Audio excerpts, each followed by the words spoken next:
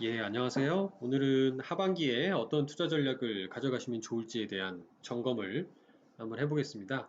사실 시장에 많은 전문가분들이 계시죠. 이렇게 한경 재테크쇼라든가 많은 재테크 기사들도 쉽게 접하실 수가 있는데요. 이 사진에 나오신 분이 인피니티 투자자문이라는데 그 박세익 전무라는 분이라고 합니다. 이분이 지난 27일 날 말씀하시기를 이제 위기가 생겼을 때 이 주식을 무조건 팔고 현금화 시키기보다는 뭐 좀 권유를 몇 가지 해주셨어요. 그래서 이거를 조금 주제가 동학개미에서 슈퍼개미 되기라는 형태로 말씀을 주셨는데 사실 제가 생각하는 부분과 상당히 좀 일치한다 생각이 들어서 약간 소개를 좀 드리고자 합니다. 이 박전무님 말씀은 이렇대요. 2003년도에 사스, 그 다음에 2009년도에 신종플루, 그 다음에 2015년도에 메르스 등 이런 바이러스 사태가 터지면 이후 주식시장은 최소 2년에서 길게는 5년까지 랠리를 펼쳤다는 거죠. 따라서 이번 코로나19 사태 이후의 랠리도 2009년도 신종플루 이후의 시장처럼 아주 강하게 올라갈 것이다 라고 예상을 했다고 합니다. 아마 여러 가지 원인이 있지만 뭐 이미 여러분들 많은 증권 방송 유튜브를 통해서 들어보셨겠듯이 유동성이라는 게 너무 많이 풀렸고 오히려 지금 연준에서는 걷어들이겠다라고 할 정도로 더 이상 풀지 않는데도 그다음에 경기가 본격적으로 회복이 안 되는데도 주가가 너무 강세를 보이고 있죠. 그래서 우리나라도 좀 비슷한 상황을 좀 보여줬던 것 같고요. 그래서 이분은 이렇게 얘기를 또 하세요. 산업의 혁명을 일으킬 수 있는 종목에 주목해야 한다라고 특히나 말씀을 하셨다는 거죠. 실물 경기가 안 좋기 때문에 이거 우리가 알고 있었던 그 기존의 탄탄한 배당 주식이나 전통적인 가치주들이 아주 맥을 못 쓰는 장입니다. 아마 이런 현상은 좀 더 계속되지 않을까라는 그런 생각이 기저에 깔려 있으신 게 아닌가 생각이 들고요. 너무나도 다 미래의 성장이 담보된 그런 기업들 중심으로 다 몰려가고 있잖아요, 돈이. 이분은 애플의 주가 차트에서 보듯이 과거 2008년도 금융위기에도 급락을 했었는데 2012년도에 큰 폭으로 상승했다는 거죠. 또 워렌 버핏도 원래 IT, 뭐 IBM 이런 거 투자 안 한다고 했던 전통적인 시각에서 지금은 애플을 아주 많이 투자를 하고 있죠. 그래서 그런 것처럼 시대가 바뀐다라는 부분에 주목을 해보면 이 과거의 애플과 같은 종목이 지금 뭐냐라고 하면 테슬라라는 거죠. 그래서 이런 기업의 주식을 매수해서 들고 가는 전략을 펼쳐야 한다고 강조를 했고요. 특히나 투자하고 계신 자산군을 뭐 이것저것 막 다 좋은 걸로 분산하시기보다는 핵심 우량주 중심으로 재편하라라는 설명도 주셨다는 겁니다. 약간 이제 국내에 포커스된 시각처럼 보실 수도 있지만 일단 이분은 대형주, 소형, 중소형주 등 여러 종목 스타일에 투자하기보다는 핵심 우량주로만 남기는 것을 추천을 드립니다. 현재 코스닥 중소형주 같은 경우는 굉장히 핫하고 뭐 바이오 종목들 날라다니죠. 근데 중요한 건 계절성이 있어요. 아시다시피 대주주 과세에 대한 부분들이 있어서 매년 하반기, 연말 가까이가 되면 이제 하락하는 계절성이 있었다라는 거죠. 근데 이게 꼭 아니어도 지금 국내 주식에 대한 과세에 대한 검토 얘기도 나오고 있고요. 이 경기가 본격적으로 터닝을 한 게 아니기 때문에 굉장히 순환매가 빨리빨리 무섭게 나올 수도 있다. 불과 2년 반 전만 하시더라도 코스닥에 열광하셨던 분들, 바이오에 열광하셨던 분들이 한 2년 반 고생하셨잖아요. 인제 나오는 거에 또 물린다. 따라서 장기적으로 산업의 혁명을 일으킬 수 있는 종목 중심의 핵심 우량주로 재편하라고 이미 상당수 자산가분들이 뭐 요새는 또 펀드보다는 직접 투자를 많이 하시죠. 특히 해외 주식을 많이 사들이시는 것 같아서 이런 포트폴리오의 하반기에도 주목하자.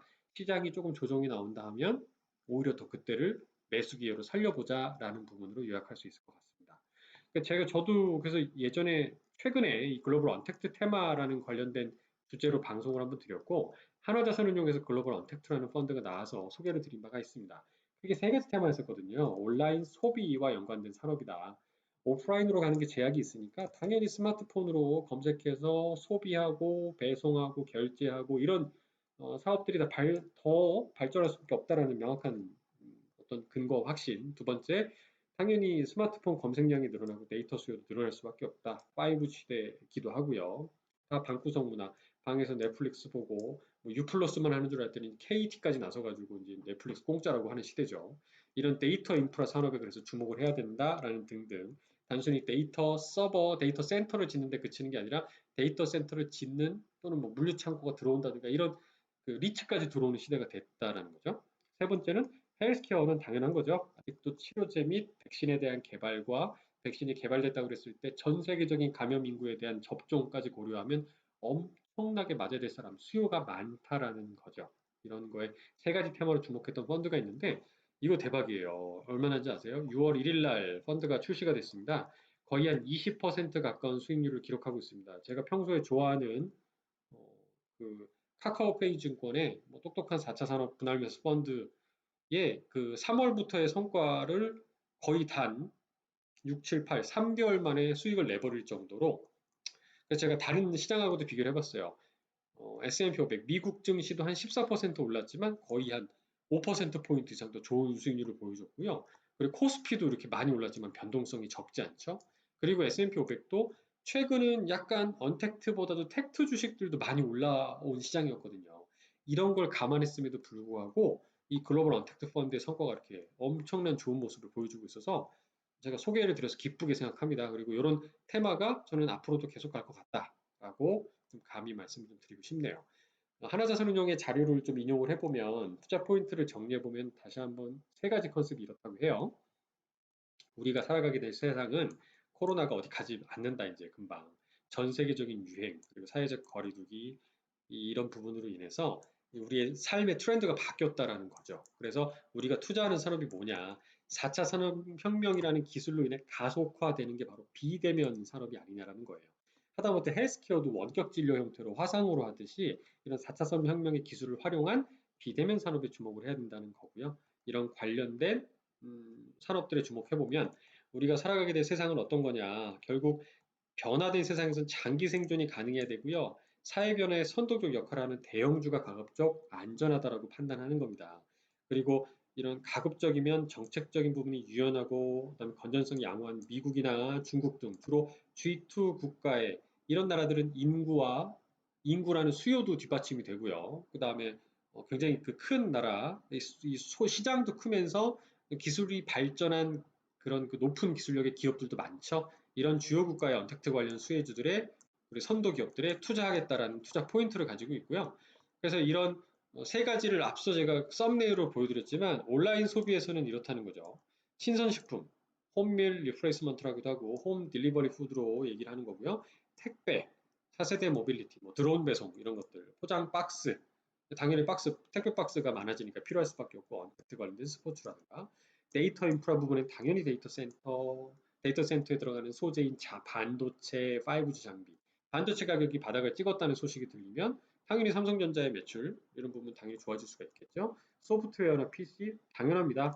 네이버나 카카오나 여러 가지 모델들 이런 그 플랫폼 비즈니스 모델을 당연히 주목하셔야 되고요. 헬스케어 부분도 진단기나 호흡기 등의 의료기기 산업도 당연하고 이 펀드에서는 흥미롭게도 미국의 헬스케어뿐만 아니라 중국 헬스케어 시장에 국산화되는 트렌드에도 주목을 하고 있다는 말씀을 제가 드린 적이 있어요. 대륙의 지멘스 같은 회사들이 들어가 있고요.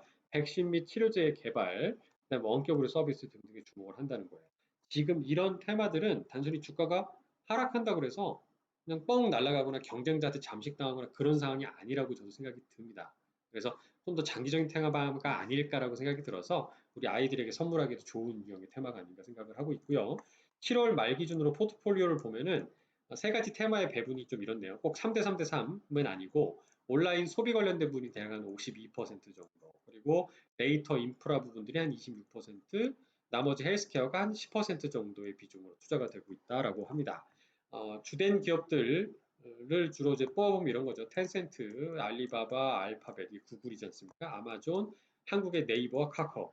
여러분 모르는 기업 있으십니까? 하나같이 전부 다 세계 최대의 이 MS 마켓 쉐어와 기술력과 해당 국가에서의 장악력을 가진 회사들이죠. 데이터 인프라 사업은 어떻습니까? 산업은 애플, 삼성전자, 마이크로소프트, 퀄컴 이런 것들 보시면 명확해지죠. 헬스케어 부분에서도 온라인 헬스케어, CRO, CMO 의료기기라고 이제 종목명을 안 넣었는데 뭐 아까 대륙의 지멘스라고 하는 뭐 마인드레이 같은 회사도 들어있을 거고요. CRO나 CMO 관련된 우리나라의 셀트리온은 안 들어있고 삼성 바이오로직스를 뭐 넣었다가 뭐 편출하거나 그랬을 것 같아요. 이런 등등의 헬스케어 쪽도 주목을 하고 있다라는 겁니다. 뭐 제가 일전에 방송을 한번 했으니까 길게 말씀을 안 드리겠습니다. 하반기에는 저는 이 트렌드 테마에 계속 주목하시면 좋겠다 생각을 하고요. 판매사는 지금 가나다 순으로 NH투자증권, 광주은행, 신한금융투자, 전북은행, 키움증권, 하나금융투자, 한국투자증권, 한국포스증권, 하나생명, 하나투자증권 이렇게 11개인가요? 이 정도 투자 그 판매가 되고 있다고 하고요. 이제 자산운용사가 이런 대형 판매사의 라인업하기가 참 어려운 것 같아요. 그래서 아직 이 정도의 라인업을 갖고 있는데 성과가 너무 좋은데, 네. 라임이 좀 안 들었는데 일단 이쪽과 거래하는 그 분들이 계시다면 쉽게 이 펀드를 가입하실 수 있다. 라고 찾아보시면 좋고요. 가장 싸게 가입하시는 방법, 저렴한 비용으로 가입하시는 방법은 항상 그렇지만 우리 포스증권, 펀드뱅크, 펀드 슈퍼마켓이 가장 싸다라는 부분으로 마무리를 짓겠습니다. 언택트 정말 제가 봐도 저도 지금 제 연금이랑 하고 있는데 계속 가져갈 만할 것 같아요. 부디 성공 투자하시기 바랍니다. 감사합니다.